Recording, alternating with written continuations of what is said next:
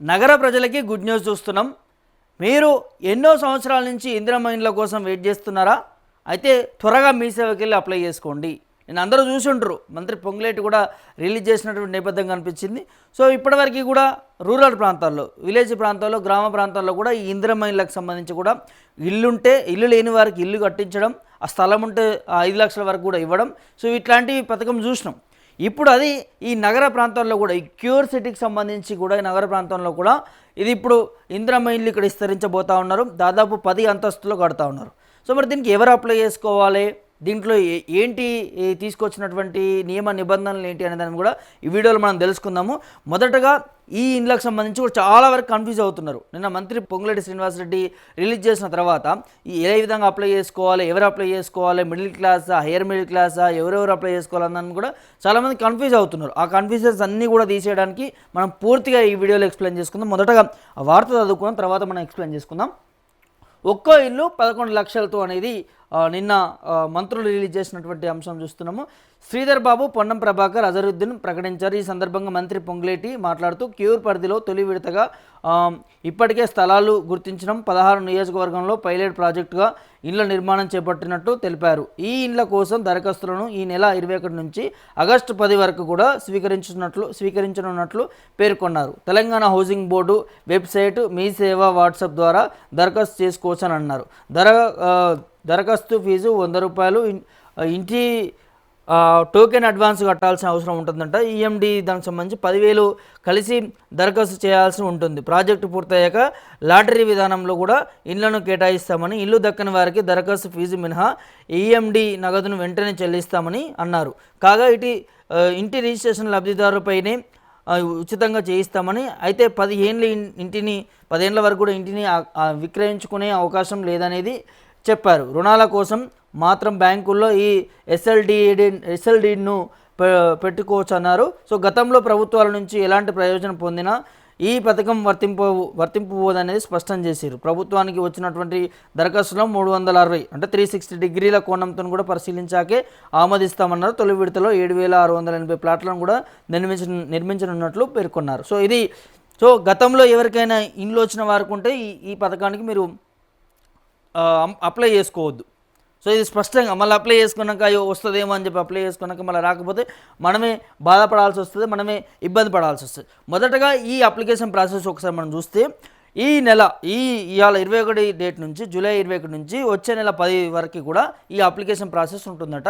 21 రోజుల వరకు కూడా ఈ అప్లికేషన్ ప్రాసెస్ ఉంటుంది. దాని తర్వాత దీనికి సంబంధించి దాదాపు 16 నియోజకవర్గాల్లో క్యూర్ సిటీ ప్రాంతంలోకి సంబంధించి కూడా, హైదరాబాద్ సిటీ ప్రాంతంలో సంబంధించి కూడా 16 నియోజకవర్గంలో ఈ ఇళ్లను నిర్మిస్తున్నాడు, ఈ ఇందిరమ్మ ఇండ్లకు సంబంధించి కూడా. సో దట్టు ఇది మనకి ఈ ఇండ్లు ఎలా ఉంటాయంటే కిచెన్, హాల్, బెడ్రూమ్ అండ్ ఈ మూడుతో పాటు పెద్ద హాల్కి అటాచ్గా ఒక టీవీ సెట్, సోఫా టైప్ కూడా ఉంటుందట. అంటే ఒక హాల్ ఉంటుంది పెద్దగా, కిచెన్ ఉంటుంది, బెడ్రూమ్ ఉంటుంది అండ్ బాత్రూమ్ ఉంటుంది, అంతే. అంటే గతంలో డబుల్ బెడ్రూమ్ ఇచ్చారు, దీన్ని మనం ఎట్లా చేయాలంటే సింగిల్ బెడ్రూమ్ టైప్లో ఉంటుంది అనేది తెలుస్తున్నది. ఆ తర్వాత ఇది మరి ప్రభుత్వం మనకి ఏ రూపాయి ఖర్చు లేకుండా ఇస్తుందనంటే కాదు, 11 లక్షలకు సంబంధించినటువంటి ఒక్కొక్క ఫ్లాట్కి ఖర్చు అవుతుంది అనేది పొంగులేటి చెప్తున్నాడు మంత్రి. ఆ తర్వాత 5 లక్షలు ప్రభుత్వమే సబ్సిడీ ఇస్తుందట. ప్రభుత్వం ఎందుకంటే స్థలం ఉన్నవారికి మనం చూస్తున్నాం కదా 5 లక్షల వరకు ఏ విధంగా వస్తుందో. సో ఇందులో 11 లక్షలలో 5 లక్షలు ప్రభుత్వమే సబ్సిడీ ఇస్తుంది, 6 లక్షలు పే చేయాల్సినటువంటి అవసరం ఉంటుంది లబ్ధిదారులు. 6 లక్షలు ఒకటేసారి అంటే కాదు, అది 3 విడతల, 4 విడతల, 5 విడతలు అనేది ప్రభుత్వం చెప్తుంటే ఒకసారి మాత్రం పే చేయడానికి వీలేదు. సో ఒకవేళ ఇల్లు వచ్చిన తర్వాత మీకు ఏదైనా ఇంటి నిమిత్తం అవసరం కోసం, ఇంకా వేరే అవసరం కోసం, కుటుంబ అవసరం కోసం లోన్లు కావాలన్నా కూడా ఈ ఇల్లు డాక్యుమెంట్స్ పెట్టచ్చట. దాంతోపాటు గతంలో మనకి ఈ డబుల్ బెడ్రూమ్ ఇచ్చినప్పుడు, కేసీఆర్ ఉన్నప్పుడు డబుల్ బెడ్రూమ్ ఇచ్చినప్పుడు ఏం చేసిరు, అప్పుడు మనకి సో ఓన్లీ ఒక పత్రం ఇచ్చారు, ఈ ఇంటికి నీకు వచ్చింది, ఈ ఇంటి పేరు మీద నీ డీటెయిల్స్ ఉంటాయి, నీకు డాక్యుమెంట్స్ ఉంటాయని ఇచ్చారు, కానీ రిజిస్ట్రేషన్ మాత్రం చేయలేదు. సో ఇప్పుడు కాంగ్రెస్ ప్రభుత్వం ఏం చేస్తుందంటే ఇందిరమ్మ ఇండ్లకు సంబంధించి కూడా పక్కా సెల్డ్ అండ్ రిజిస్ట్రేషన్తో ఉంటుంది. ప్రభుత్వం భూమి, అందులో మీకు ఇది రావడం జరిగింది, సో మీరు ఇంత డబ్బు పెట్టి కొనుక్కున్నారు, ఇది మీకు వర్తిస్తుందని దాన్ని కూడా మనకి ఏదైతే ప్రైవేట్ ల్యాండ్ తీసుకుంటే మనకి ఏ విధంగా ఒరిజినల్ డాక్యుమెంట్స్ రిజిస్ట్రేషన్ అయ్యి వస్తుందో, ఇందులో కూడా సేమ్ అదేవిధంగా ప్లాట్కి సంబంధించినటువంటి దాని మీద మీకు ఒరిజినల్ డాక్యుమెంట్ ఇవ్వడం జరుగుతుంది అనేది మంత్రి పొంగులేటి చెప్తున్నాడు. ఓ దాని తర్వాత 6 లక్షలు కట్టాల్సిన అవసరం ఉంటుంది. సో ఈ ప్లాట్ వచ్చిన తర్వాత లబ్ధిదారులు ఎవరైతే ఉంటారో 10 సంవత్సరాల వరకు కూడా దీన్ని అమ్మడానికి వీల్లేదు. గతంలో కేసీఆర్ గవర్నమెంట్లో మనం చూసినాం కదా, ఏమైంది, ఫ్లాట్ వచ్చింది చాలా చుట్టుపక్కల ప్రాంతాలు సిటీ అవుట్స్కట్స్లో ఉన్నటువంటి ప్రాంతాల్లో సిటీ లోపల ఉన్న వారికి రావడంతో వారు ఏం చేసారు, 1 సంవత్సరం ఉన్నారు, లేకపోతే కొంతమంది రెంట్కి ఇచ్చారు, ఇంకో సంవత్సరం తర్వాత దాన్ని అమ్మేసుకున్నారు. సో దానివల్ల పాసిబిలిటీ లేదు. మేమే స్వయంగా వెళ్ళి అడగడం జరిగింది, తెలుసుకోవడం జరిగింది. మంత్రి పొంగులేటి కూడా చెప్తున్నాడు కదా. సో అప్పుడు అక్కడ ఎవరు కూడా ఉండడం లేదు, అమ్ముకొని వెళ్ళిపోతున్నారు అనే దాన్ని కూడా తను దానికోసమే ఇట్లాంటి వాటిని తీసుకొచ్చినాం అనే దాన్ని కూడా చెప్తున్నాడు. సో 10 సంవత్సరాల వరకు కూడా ఎవరు కూడా ఆ ప్లాట్లను అమ్ముకోవడానికి వీల్లేదు. సో దాంతోపాటు ఇంతకుముందు ఏం చేశారు, చుట్టుపక్కల ప్రాంతాలు హైదరాబాదు అవుట్స్కట్స్లో ఇచ్చారు. ఇప్పుడు ఏం చేస్తున్నారు, హైదరాబాద్ లోపలనే ఇస్తున్నారు. ఈ సికింద్రాబాద్ కావచ్చు, ఒక్కసారి ఆ నియోజకవర్గం ఎక్కడ నిర్మిస్తున్నారు అనేది కూడా నియోజకవర్గాలు కూడా ఉన్నాయి, వాటిని కూడా మనం తెలుసుకునే ప్రయత్నం చేద్దాం. తొలి విడత ఈ 16 నియోజకవర్గాల్లోనే అంటున్నారు. రాజేంద్ర నగర్, మహేశ్వరం, షేర్లింగంపల్లి, ఇబ్రాహీంపట్నం, మల్కాజ్గిరి, నాంపల్లి, ఖైరతాబాద్, జూబ్లీ హిల్స్, కార్వాన్, బహదూర్పుర, అంబర్పేట, కుకట్పల్లి, మేడ్చల్, కుబ్దులాపూర్ కంటోన్మెంట్, మలక్పేట. సో ఇట్లాంటి ప్రాంతంలో దాదాపు ఇక్కడ ప్లాట్లు ఎన్ని నిర్మిస్తున్నారని కూడా ఉన్నది చూడండి. ఇక్కడ 480 ఆల్మోస్ట్ అవే ఉన్నాయి.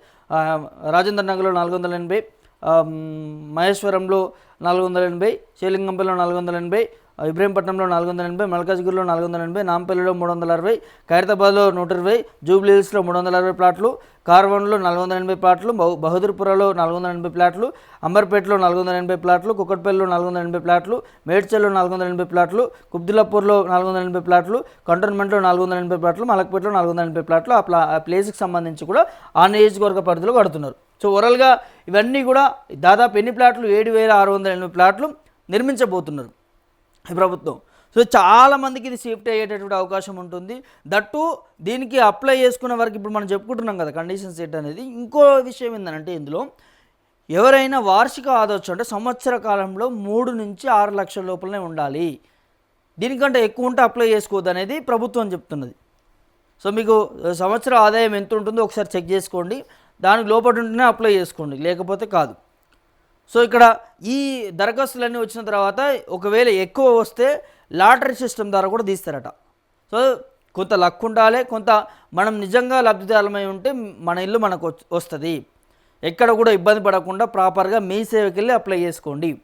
సో మెయిన్ దీంట్లో మీకు గతంలో ఇల్లు కానీ లేకపోతే ఈ క్యూర్ పరిస్థితి ప్రాంతాలు హైదరాబాద్లో ఎక్కడ కూడా మీకు ప్లాట్లు కానీ ఇల్లు కానీ ఏ స్థలం ఉన్నా కూడా మీరు అప్లై చేసుకోవద్దు, మీకు ఇల్లు రావు. ఇది నిరుపేదలకి, మిడిల్ క్లాస్ వాళ్ళకి, ఎక్కడ ఇండ్లు స్థలం లేని వారికే ఈ పథకం అనేది వర్తిస్తుందట. 1. సెకండ్ థింగ్, మీరు ఈ వార్షిక మీ సంవత్సరం ఆదాయం 6 లక్షల లోపు మించి ఉంటేనే ఇది మీకు వర్తిస్తుంది. మెయిన్ ఇంపార్టెంట్ చెప్తున్నా మీకు. సో వీళ్ళు మాత్రమే దరఖాస్తు చేసుకోవచ్చు.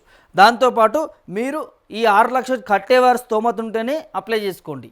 విడతల వారిగా కట్టని వారు కూడా ఉంటారు, దీంట్లో చాలా ఇబ్బంది పడేవారు కూడా ఉంటారు.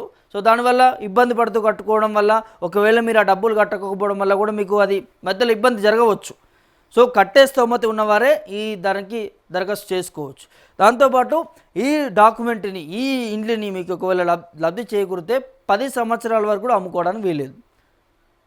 సో ఇవన్నీ కూడా రూల్స్ అండ్ రెగ్యులేషన్స్ మీరు అందరూ కూడా మీరు పాటిస్తేనే బాగుంటుంది. ఇక్కడ చూడొచ్చు, 10 ఏళ్ళుగా నగరంలోనే ఉంటేనే క్యూర్ పరిధిలో ఇందిరమ్మ ఇండ్లు పొందాలంటే దరఖాస్తులు 10 ఏళ్ళుగా హైదరాబాద్లోనే ఉండాల్సిన అవసరం ఉంటుంది. ఆ ప్రాంతంలో ఆ ఇంట్లోనే ఉండాలి, అమ్ముకోవడానికి వీలేదు.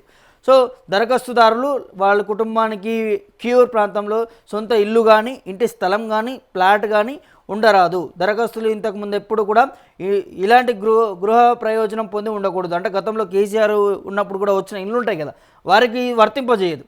దరఖాస్తు చేస్తున్నటువంటి నియోజకవర్గంలో యూనిట్ వాసులు అయి ఉండాలి. ఒక కుటుంబం నుంచి ఒకే ప్లాట్ కోసం ఉంటుంది. ఒక రేషన్ కార్డు, ఒక కుటుంబం అంటే ఒక రేషన్ కార్డు మీద ఒకరికే ఇస్తారు. గతంలో కేసీఆర్ ఇంట్లో వచ్చిన వాళ్ళైనా కూడా వారికి ఇందులో వర్తింపజేయడానికి రాదు.